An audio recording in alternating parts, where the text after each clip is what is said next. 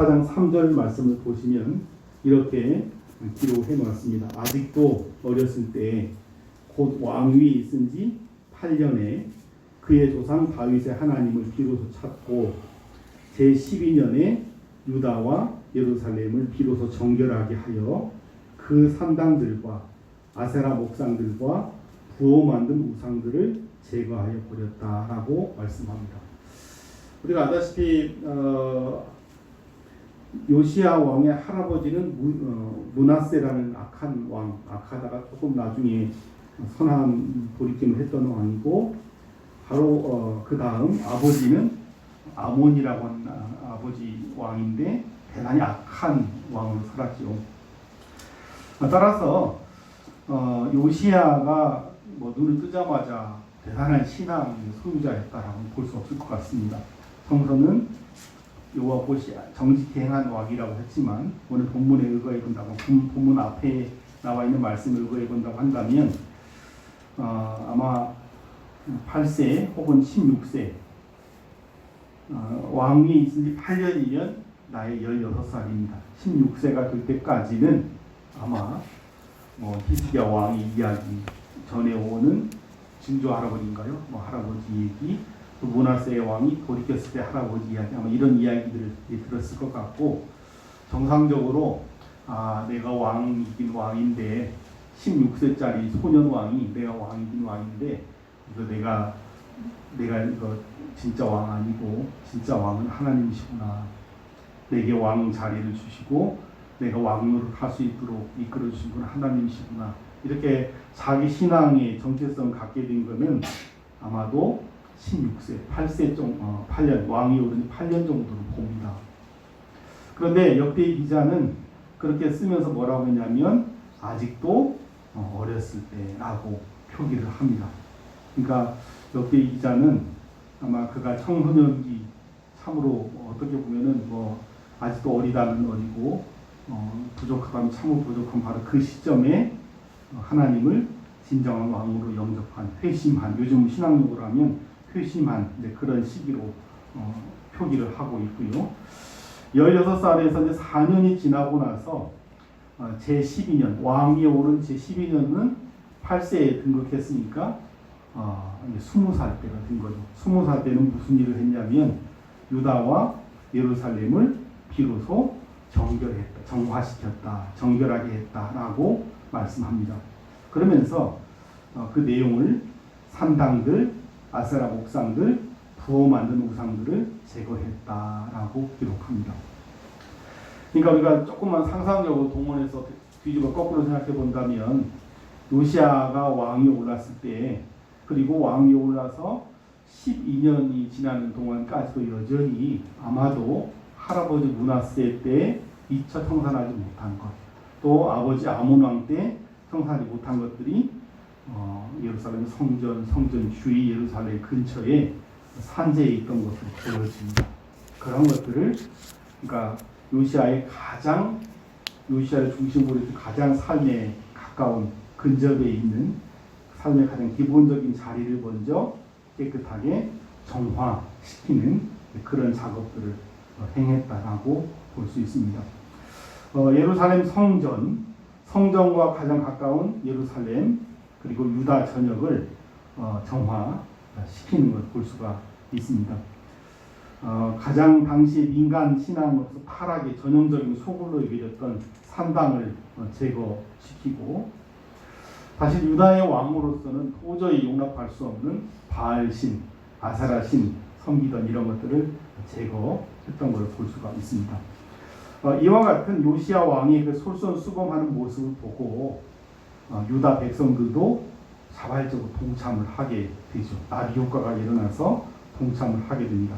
바로 그러한 내용들이 4절부터 7절까지 기록이 되어 있는 34장 4절 7절까지 기록이 되어 있는데, 당시 유다는 물론 북왕국 이스라엘 지역까지 개혁, 성전 정화의 개혁의 역사, 삶의 가장 기본적인 자리를 거룩하게 만드는 그런 일들을 진행했음을 볼 수가 있습니다. 제가 읽어드릴 테니까 한번 들어보시죠.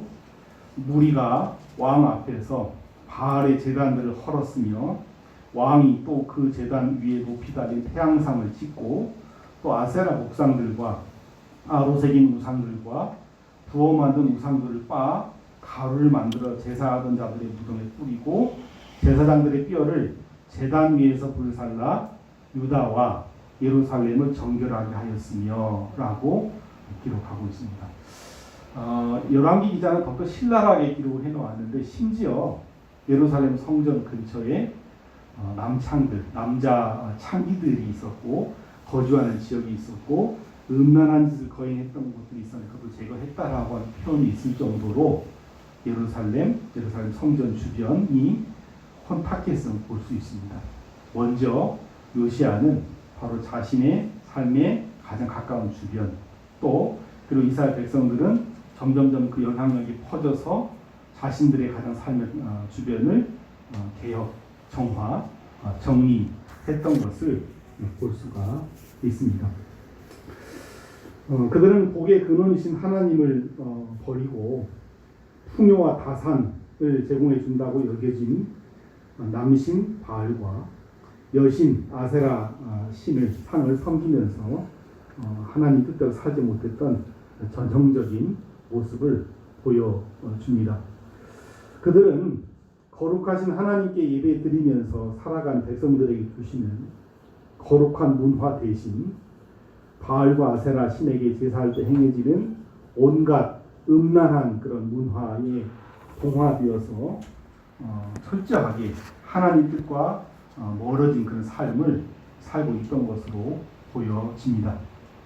바로 이와 같은 그 행태에 대해서 요시야 왕은 헐어야 할 것은 헐고 찍어내버려야 할 것은 찍어내버리고 빻아야 할 것은 빻아버리고 불살라 없애야 될 것 정도는 불살라 없애는 모습으로 우상, 잡신 이런 것들과 단호하게 결별한 모습을 볼 수가 있습니다.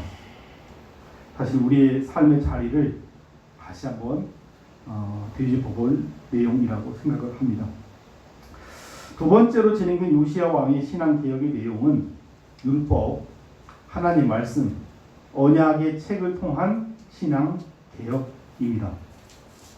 8절 말씀 보시면 요시야가 26세가 되자 즉 28년 차가 되자 그는 성전 정결을 마감하고 그의 하나님 여호와의 전을 수리했다라고 말씀하고 있습니다. 점점점 8세 등극하고 16세, 20세 그리고 26세 이런 식으로 점점 요시야가 성숙해지는 그런 신앙의 모습을 보게 됩니다.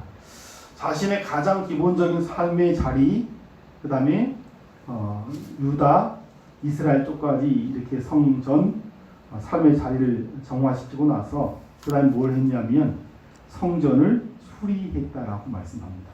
성전을 수리했다. 그런데 성전을 수리하는 과정 가운데 아주 놀라운 일이 발생합니다. 34장 역대하 34장 14절 말씀 우리가 여호와의 전에 헌금한 돈을 꺼낼 때에 제사장 힐기야가 모세가 전한 여호와 율법책을 발견하고 이렇게 말씀하고 있습니다.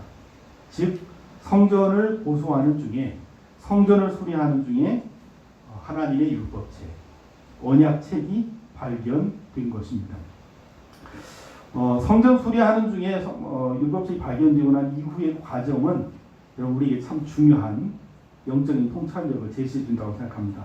먼저 대제사장 힐기야는 성전 수리하는 중에 율법책을 발견한 힐기야는 그 율법책을 서기관, 율법책 읽어주는 사람은 서기관이라고 하는데 서기관에게 주고 서기관 사반이라는 사람에게 주고 이 사반은 그 율법책을 가지고 누구한테 갔습니까? 요시야 왕에게로 나아갑니다. 그리고 요시야에게 서기관 사반이 율법책이 기록되어 있는 하나님의 말씀을 낭독해 줍니다. 읽어줍니다. 18절, 19절 서기관 사반이 또 왕에게 아뢰어 이르되 제사장 힐기야가 내게 책을 주더이다 하고 사반이 왕 앞에서 그것을 읽음에 왕이 율법의 말씀을 듣자 곧 자기 옷을 찢더라. 제사장은 서기관에게, 서기관은 왕에게 하나님 말씀을 읽어주니까 왕이 자기 옷을 찢으면서 대성통곡을 했다라는 말씀입니다. 사랑하는 성도 여러분, 하나님의 말씀의 가치, 하나님의 말씀의 의미는 결코 소유하는 데 있지 않습니다. 그 가치는 그 하나님의 말씀을 읽는 과정을 통해서 하나님의 음성에 집중하고 하나님의 음성을 듣는 데 있다라고 볼 수 있습니다.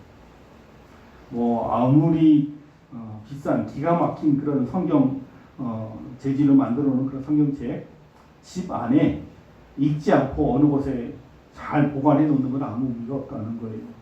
성전에 먼지가 쌓여 있는 그런 곳에 감춰져 있다고 한다면 성전에 성경이 있어도 아무 의미가 없다는 말씀이죠.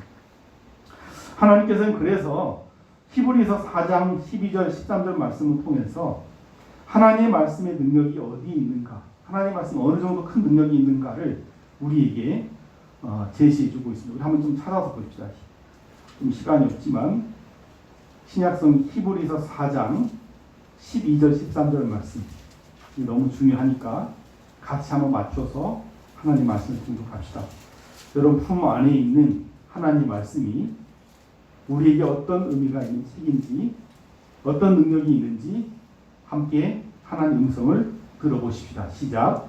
하나님의 말씀은 살아있고 활력이 있어 좌우에 날선 어떤 검보다도 예리하여 혼과 영과 및 관절과 골수를 찔러 쪼개기까지 하며 또 마음의 생각과 뜻을 판단하나니 지으신 것이 하나도 그 앞에 나타나지 않음이 없고 우리의 결산을 받을 시기에 눈 앞에 만물이 벌거벗은 것 같이 드러나느니라.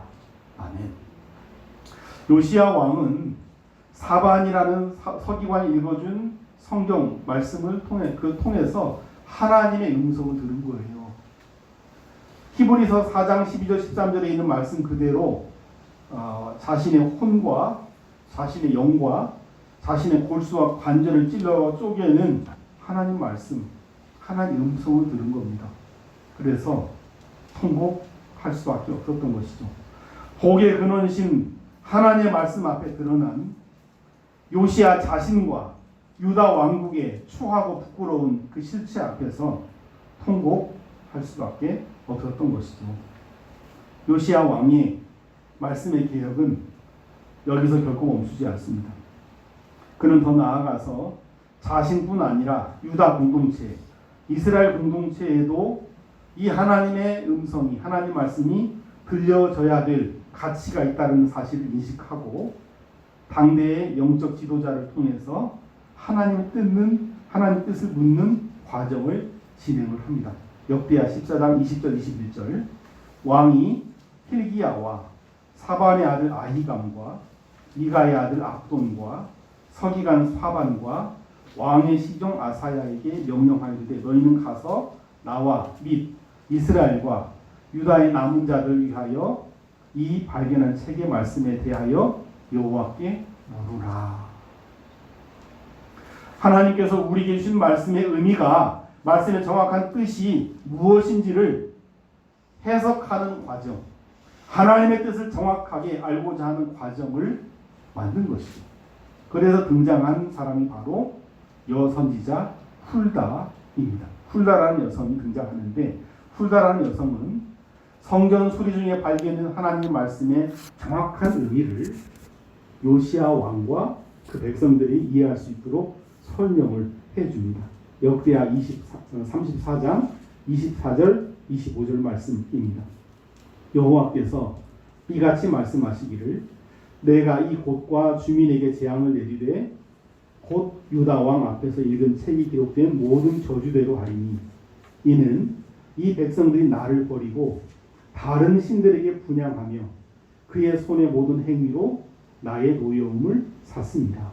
그러므로 나의 노여움을 이곳의 소금에 꺼지지 아니하리라 하라 하셨느니라. 사랑하는 성도 여러분, 그날 그 퇴락한 성전의 구석에 방치되어 있다가 발견된 여호와의 율법책의 내용은 바로 탈선한 하나님의 뜻을 벗어난 백성들에 대한 징계, 심판의 내용이었던 것이죠. 여선자 히기야의 이 말씀의 뉘앙스의 근거에서 유추해서 생각해 봤을 때 많은 구약 학자들은 요시야 왕 때 성전 수중에 발견된 그 말씀의 본문이 신명기 28장 15절부터 68절까지의 말씀으로 봅니다. 신명기 28장은 대단히 중요합니다. 여러분 복 받고 싶은 게 우리 모두의 소원인데 정말 하나님의 복을 받고 싶은 분이 있다고 한다면 신명기 28장을 반드시 기억하십시오. 잊지 마십시오. 그런데 놀라운 사실은 신명기 28장 1절부터 14절까지는 복 받는 비결이 나와 있고 신명기 28장 15절 말씀부터 68절까지는 무려 엄청난 그런 구절을 통해서 하나님 말씀을 이탈한 백성들, 요시야 왕 때처럼 하나님의 뜻대로 살지 못한 그 백성들에게 어떤 재앙이 임하는가, 복과 그 정반대의 모습이 기록이 되어 있습니다. 여러분 한번 찾아서 읽어보시다. 구약성경 304면 신명기 28장 15절로 68절까지를 다 봐야 되지만 시간 관계상 15절부터 19절 말씀까지만 같이 한번 말씀 공독하십시다.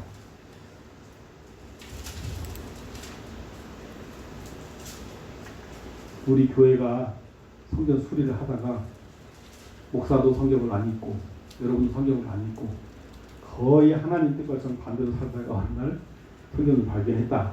그런 심정을 가지고 한번 본문 한번 읽읍시다. 신명기 28장 15절 19절 시작. 네가 만일 네 하나님 여호와의 말씀을 순종하지 아니하여 내가 오늘 네게 명령하는 그의 모든 명령과 규례를 지켜 행하지 아니하면 이 모든 저주가 네게 임하며 네게 이르리니 네가 성읍에서도 저주를 받을 것이요 들에서도 저주를 받을 것이요 또 네 광주리와 떡반죽 그릇이 저주를 받을 것이요 네 몸의 소생과 네 토지의 소산과 내 소와 저주를 받을 것이며 네가 들어와도 저주를 받고 나가도 저주를 받으리라. 신명기 28장 1절부터 14절에 있는 하나님의 축복받는 비결에 관해서 우리가 끊임없이 듣지만 사실 한편으로 신명기를 기록한 저자가 왜 하나님의 뜻대로 살지 못하는 자들에게 임하는 저주 저항에 대해서 무려 15절부터 68절까지를 기록해 놨을까? 어쩌면 그것이 하나님 앞에서 참 연약한 우리의 모습에 부합되기 때문에 합당하기 때문에 조금만 잘 되면 조금만 부유해지면 조금만 일이 잘 풀리면 하나님 뜻대로 살지 못하고 어긋난 길을 가는 것이 우리의 모습이기에 신명기 기자는 이 사실을 말씀 앞에 기록해 놓은 것이죠. 바로 이 본문을 아마 읽은 것으로 그렇게 여겨집니다. 이 말씀 앞에 요시야와 유다의 백성들이 다 부복한 것이라고 볼 수 있죠. 세 번째 요시야 왕의 세 번째 그 개혁의 내용은 유월절 지킴을 통한 개혁입니다. 요시야 왕은 그의 나이 26세 즉이 18년 26살이 될 때에 성대하게 유월절을 지켰습니다. 오늘 본문 우리가 읽었던 내용입니다. 바로 그 내용이 유월절을 다시 지키는 내용입니다. 우리가 이미 지난주에 살펴봤던 것처럼 오늘 설교가 지난주 설교와 비슷하다는 생각을 하시는 분들은 그래도 좀 정신이 있으신 분들이 비슷하다라고 생각을 하시는 분이 있을 겁니다. 지난주 설교 두 번째 주제가 유월절 다시 지키는 내용이었어요. 유월절 절기를 회복시키는 왕은 분명히 히스기야입니다. 중단되었던 더더군다나 남북 왕조가 나뉘어지면서 유월절을 지키지 않았는데 남북 왕조에 흩어져 있던 사람들을 다시 모아서 유월절을 지켰으니까 얼마나 의미가 있습니까? 그런데 그 유월절 지킴은 별로 좋은 평가를 받지 못했습니다. 반면에 오늘 본문에 등장하는 요시야가 지킨 유월절 제사는 최고 제사였음을 최고로 평가받고 있었음을 볼 수 있습니다. 우리가 읽었던 오늘 본문 역대하 35장 16절부터 18절 19절 말씀을 보시면 극찬을 하고 있는 걸 볼 수가 있죠. 선지자 사무엘 이후로 이스라엘 가운데서 유월절을 이같이 지키지 못하였고 이스라엘 모든 왕들도 요시아가 제사장들과 레위 사람들과 모인 온 유다와 이스라엘 무리가 예루살렘 주민과 함께 지킨 것처럼은 유월절을 지키지 못하였더라.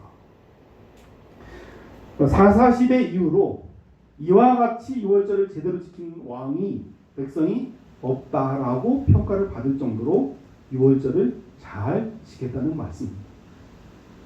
도대체 요시아는 어떻게 유월절을 지켰기에 이와 같은 놀라운, 여러분 기왕 예배를 드리는데 형편없는 예배다, 볼품없는 예배다, 그런 평가를 듣는 것이 아니라 하나님께서 연락하는 하나님 뜻에 합당한 온전한 예배다라고 평가를 받을 수 있는 것, 여러분 대단히 중요한 거 아니겠습니까? 어떤 이유 때문에 요시아가 드렸던 이 유월절 예배는 놀라운 좋은 평가를 받았을까요? 세 가지 정도를 생각해 볼 수 있습니다. 첫째, 요시아 왕은 선왕, 먼저 왕이었던 히스기야의 실수를 반복하지 않고 히스기야의 실패를 반면교사 삼을 줄 아는 지혜롭고 참으로 신실한 철저한 왕이었다라고 볼 수 있습니다. 여러분 지난주 말씀 속에서 확인했던 것처럼 히스기야의 유월절 제거는 참으로 중요한 큰 의미를 갖고 있었지만 결과적으로 좋은 평가를 얻지 못했다. 그 이유는 우리말로 헌법에 정해져 있는 날짜가 있는데 헌법을 한 달간 연기해서 하나님 율법을 연기해서 2월 15일 날 14일 저녁부터 유월절을 지켜야 되는데 2월 14일 날로 옮길 정도로 준비가 제대로 미진했던 거예요. 핵심은 물론 북왕국 이스라엘 출신들이 예루살렘 성전을 오는 문제도 있었지만 핵심적인 문제는 뭐였냐면 정신 못 차린 제사장, 제대로 준비되어 있지 못한 제사장 수가 문제가 아니라 철저하게 구별되어 준비되어 있는 제사장이 부족했다는 사실, 이 사실을 알고 있었기에 요시야 왕은 오늘 본문 함께 봉독했던 1절부터 6절 말씀을 보시면 이 유월절 행사에 가장 중요한 일을 맡고 있었던 사람들을 적극적으로 격려하고 있는 걸 볼 수가 있습니다. 직임을 맡기고 그 직임에 따라서 잘 감당해 달라고 격려하는 모습이 들어 있습니다. 이전의 실패를 온전히 제대로 극복해내는 요시야 왕의 지혜를 볼 수 있습니다. 히스기야의 실패를 오히려 자신의 신실한 도구로 활용할 줄 아는 지혜를 갖고 있었다는 말씀입니다. 두 번째, 요시야가 드렸던 유월절은 자발적 헌신이 차고 넘치는 제사였다는 것에 중요성이 있습니다. 7절 말씀 보시면 요시야 왕은 자신의 사제를 털어서 어린 양, 어린 염소 3만 마리, 숫소 3천 마리를 특별 헌금했다라고 기록되어 있습니다. 왕이 이렇게 자신의 그릇을 깨니까 백성의 지도자 또 제사장들이 그냥 가만히 있지 않죠. 헌금을 자발적으로 동참을 했는데 8절 양 2,600마리, 숫소 300마리. 그러니까 레위인도 가만히 있지 않죠. 레위인들이 기타 등등 이런 사람들이 양 5,000마리, 숫소 500마리를 기꺼이 자발적으로 헌금합니다. 전체 양 37,500마리, 숫소 3,800마리. 여러분 그냥 숫자가 37,500마리라고 하니까 시간이 안 나지만 한 마리 한 마리를 계산해 보면 얼마나 차고 넘치는 자발적 헌신인지, 이러한 자발적 헌신이 있었기에 차고 넘치는 유월절 제사를 드릴 수 있었다라고 볼 수 있습니다. 세 번째, 요시야 왕이 성공적인 유월절 제사를 드릴 수 있었던 세 번째는 요시야 왕은 가장 중요한, 결국 이 제사는, 이 유월절 절기 지킴은 왕이 가지고 있는 무슨 선언 경험적인 어떤 그런 것, 이스라엘 공동체에 가지고 있었던 지식 가지고 되어지는 것이 아니고 하나님의 말씀, 하나님의 법대로 예배에 드려야 됨을 알게 됐죠. 그래서 4절, 6절, 12절, 13절 말씀을 보시면 하나님의 말씀대로, 하나님의 뜻대로 등등 이런 표현들을 통해서 요시야 왕이 얼마나 이 유월절을 하나님의 뜻에 합당하게 드리려고 했는지를 확인할 수 있습니다.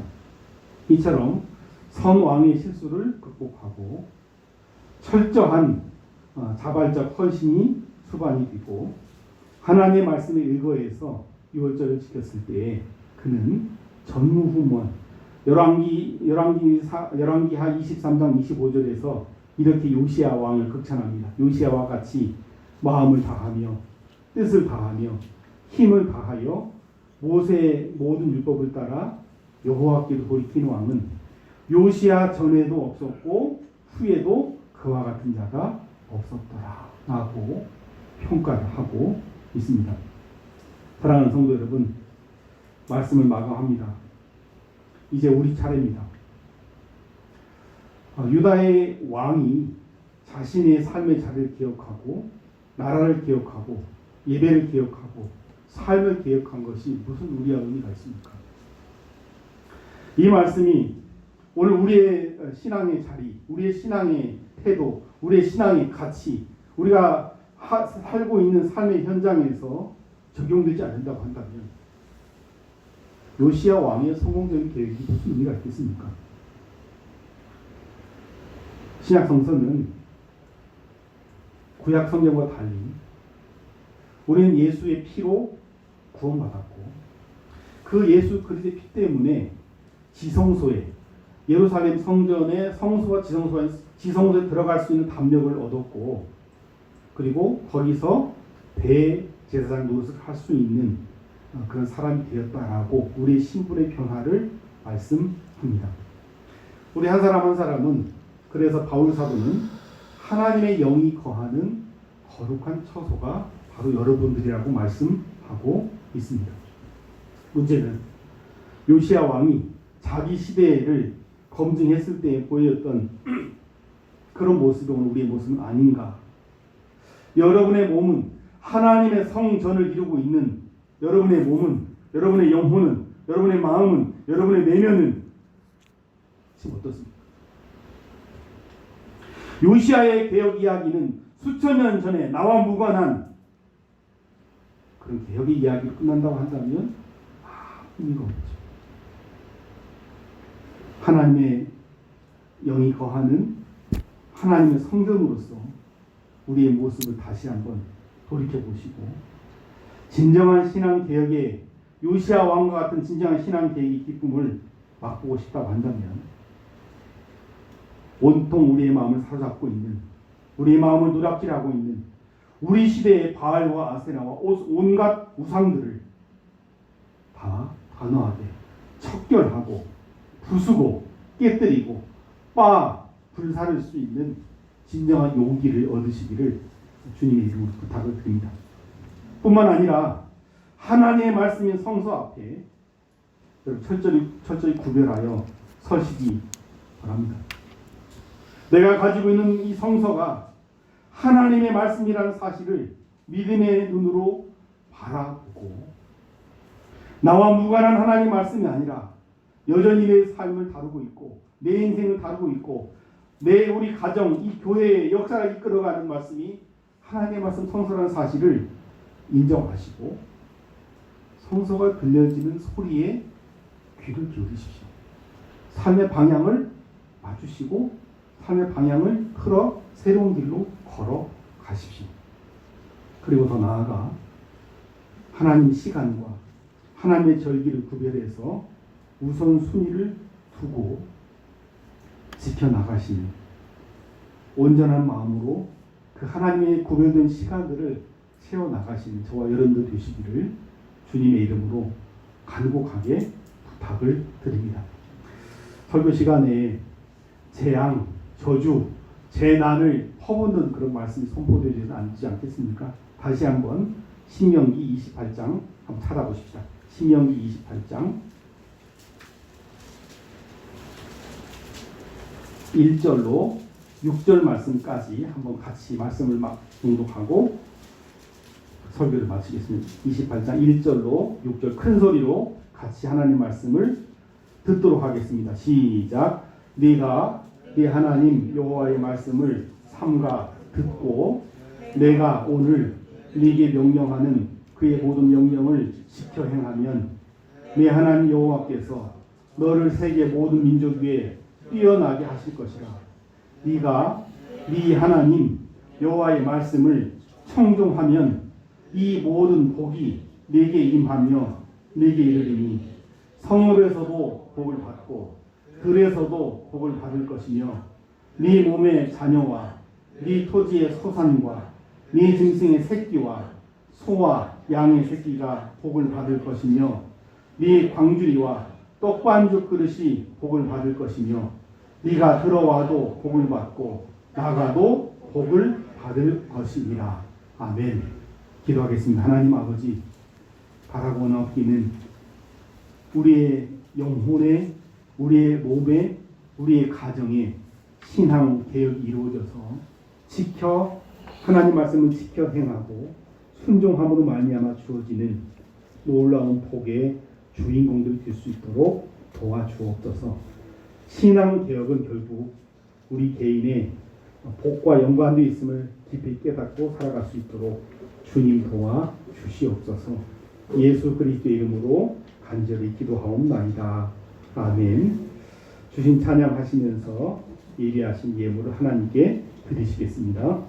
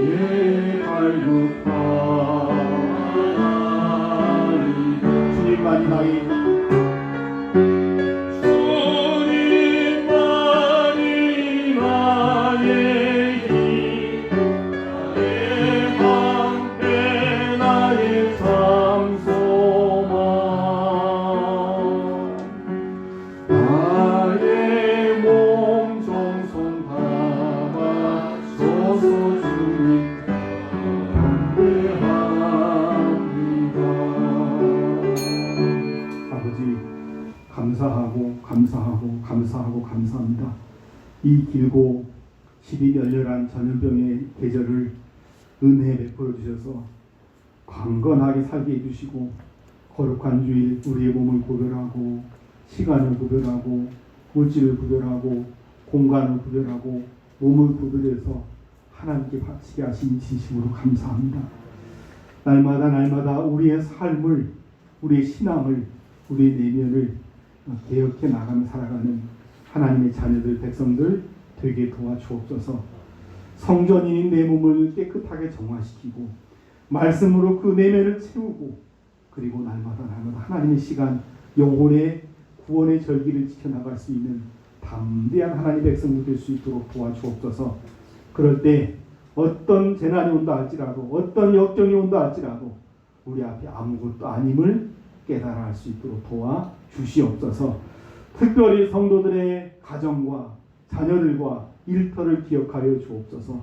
눈동자처럼 역사해 주옵소서. 지켜 주옵소서. 그들의 인생 간섭하여 주옵소서. 기도하는 제목들, 손대 행하는 사업들, 특별히 자녀의 앞길을 아버지 하나님께서 간섭해 주셔서 가장 좋은 길로, 복된 길로, 형통한 길로, 주님 보시기에 아름다운 길로 이끌어 인도하여 주시옵소서. 주께서 세우신 이 몸된 교회 서울사랑교회가 물질의 부족함으로 말미암아 어려움이 없지 않도록 주께서 신비한 능력으로 역사하여 주옵소서. 예수 그리스도의 이름으로 간절히 기도하옵나이다. 아멘. 교회 소식은 주보를 참조해 주시기 바랍니다. 오늘은 오순절 후 8번째 주일이고요.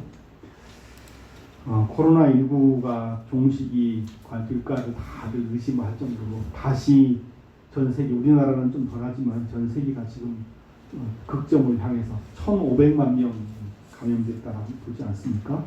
수십만 명의 생명을 잃고 지금 러시아, 미국, 브라질, 또 남미, 아프리카 이런 데는 수를 셀 수 없을 만큼 점점 또 증식이 되고 있다고 하는데 특별히 조심스럽게 우리가 해야 할 일들을 좀 감당을 하면서 나갈 수 있도록 그렇게 해주시기 바랍니다. 교회 오실 때마다 발열 체크하는 거, 마스크 착용하는 거, 또 여러분 전화번호 신상기록 해놓는 것들 좀 신실하게 해주시기 바랍니다.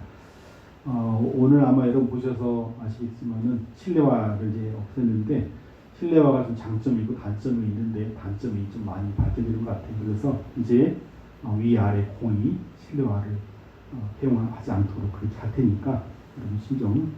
그러니까 아래는 그냥 신발 신고 들어보시면 되고 밑에는 그냥 맨발로 아마 들리는 게 더 좋을 거라고 생각을 합니다. 좀 그렇게 이해를 해주시기 바랍니다. 오늘부터 아마 7말 8초 모르겠어요. 휴가를 제대로 지키는 사람들이 많이 있는지는 모르겠는데 어쨌든 7말 8초 휴가 기간인데 휴식과 휴가의 계절 흐트러지지 않도록 신앙의 기본, 주일 성수하는 거, 말씀 묵상하는 거, 말씀 듣는 거, 또 기도하는 생활 등등 신앙의 기본이 흐트러지지 않도록 이 휴가의 계절을 여러분 깨어서 지켜주시기를 바랍니다. 내일까지 역대하 이제 말씀 마치고 화요일부터 에스라 느헤미야로 나갑니다. 이렇게 기대감을 갖고 말씀을 사모하면서 교회로 나오실 수 있는 분들은 새벽에 나와서 은혜 받고 또 집에 계신 분들은 유튜브 우리 교회 홈페이지 이용하셔서 말씀 맥락이 끊어지지 않도록 날마다 말씀 듣고 살아갈 수밖에 없는 게 우리 인생인 만큼 말씀 중심의 삶을 살아갈 수 있도록 힘을 써주시기를 부탁을 드리겠습니다.